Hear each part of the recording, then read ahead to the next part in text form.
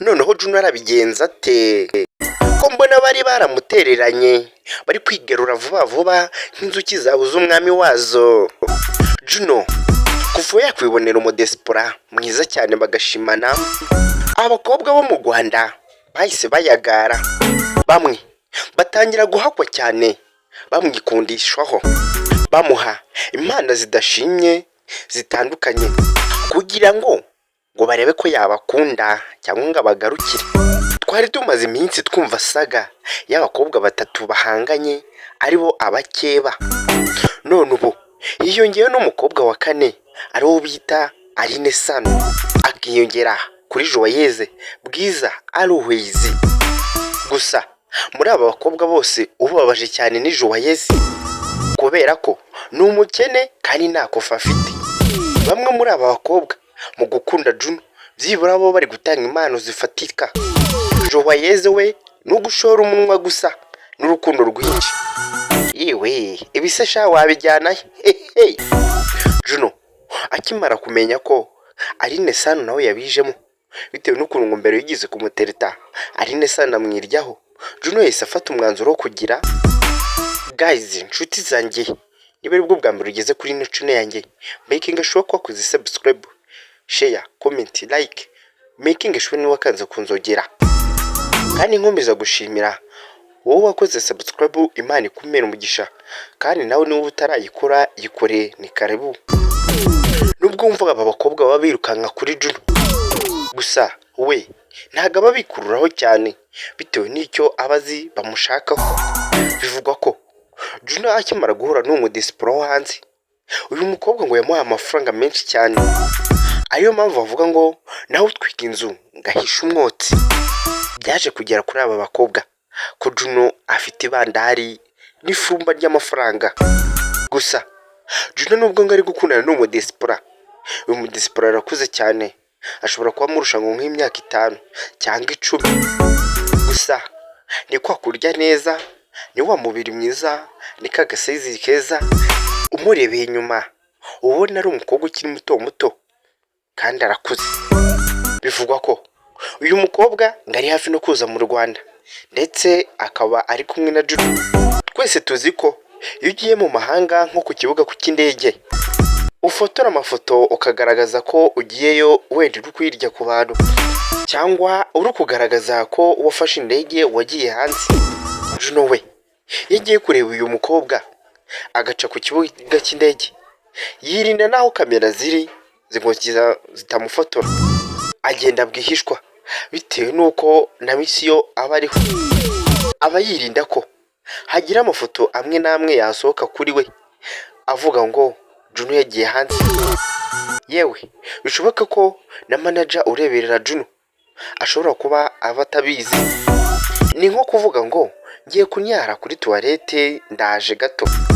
Uribaza nanjye nibaze ku byari Aline Sano na Juno, ushobora kwibaza ngo ni iki? Wenda ni indirimbo Aline Sano mushakaho cyangwa collabo, nta wamenya. Wenda ni urukundo, nariga nawe ni umuntu. Gusa bamwe muri abakobwa bakimara kumenya ko Aline Sano yabijemo kandi akaba aririmba neza cyane, ari n'umukobwa ukunzwe cyane, bamwe bamaje gukuka imitima bavuga ngo turamuhombye, turamubuze, agiye tureba kandi nta kumugarura. Gusa amakuru y'uyu mukobwa w'umudesipora bo ntago bayazi.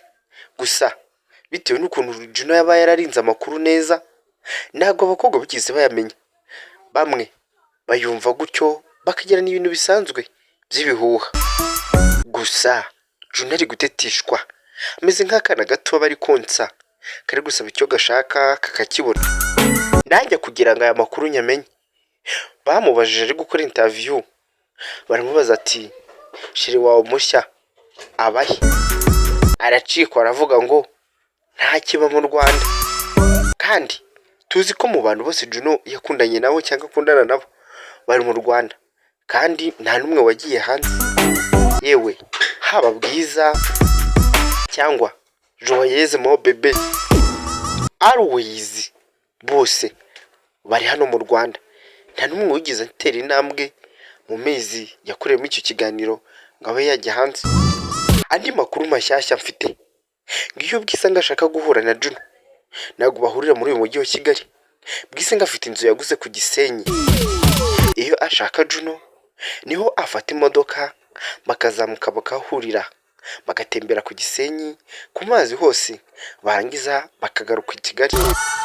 Ikibabaza ngo iyo bageze hano hejuru Shyorongi, hejuru y'umujyi wa Kigali hamanuka, umwe avamo umwe agaza ukwe kugira ngo hatazagira ifoto n'imwe igaragara bari kumwe mu modoka, kubera ko aba abizi neza ko afite abakeba kandi bamucunga cyane bashobora no kumumerera nabi. Niyo mpamvu Bwiza yitwararika, kandi ariyo mpamvu yamubwiye ati basige bose wiyizire, ngenda kuze ndanajijutse, bamwe ubona ko bafite ubwana. Ese buriya nibaze Always nawe afite ubwana cyangwa afite umwiryo? Always yize guhura na Juno, Always amusaba ko bakomeza ubushuti bukomeye nk'ubwo bari bafitanye. Juno hari ikintu nawe yigize kumusaba ngo haba ari ibintu bimwe na bimwe Always yakundaga gukora kandi bitashimishaga Juno, amusaba ko yazabihagarika. Bishobora kuba nawe mwarabyumvishijeho, niba ari byo gukunda abakobwa bagenzi be simbizi, gusa Always yavuze ko azabitekerezaho akabifatira n'umwanzuro, ubundi akabihagarika, akaza kunyura akabona akaramata bakubahana ndetse bakajya basekana nk'uko byahoze mbere. Always ndetse ukimenye kujya umenya ko byakomeye, ntabwo yasura Juno mu rugo. Iyo bagiye guhura no guhurira ahandi hantu, hoteli, ahantu hasanzwe, muri alimentation, ahantu hari aho haciriritse. Kandi mbere Always yajyaga kwa Juno nk'aho ari we, ntabwo yirirwaga akomaga, ahubwo yasangaga imiryango ikinguye, cyane yuko yari afite n'urufunguzo rwa Juno, yifunguraga uko ashaka akajya mu rugo. Umuntu utaragize amahirwe nk'aya ngaya n'uwo bita Joyeuse. Joyeuse ngo ari nuko ajya kwa Juno bakamanza bakamuheza inyuma y'urugi, bakamanza bakamukakaza, izuba rikamanza rikamuhondagura, yarangiza babona arambiwe bakabona kumukingurira. Iyo bamukinguriye nta kindi ahita avuga ngo cyakoze. Hari ikintu ndimo nibaza, umunsi uyu mukobwa ko bavuga ko akubiye yaje mu Rwanda, kandi abizi itangazamakuru naryo riri hafi, riri maso, rikabona ari kumwe na Juno, bizagenda gute? Ese aba bakobwa bazajya he? Ntibazahondana imitwe? Reka dutegereze, kandi biri vuba, kuko Juno yarabitangaje ko hagiye kuza intwaro nshyashya. Benshi bagize ngo ni indirimbo agiye gusohora, batazi ko ari umukobwa ufite amanyashi uruta abana bose, umusumbya ubwiza.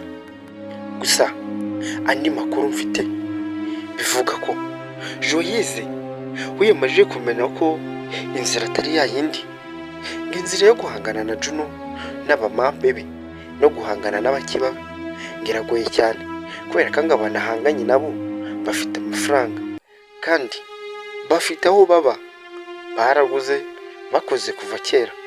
Ni nkaho kuvuga ngo nta mwana unyara kabari, ngo nta mutugu rukura ngo rusumbe isosi.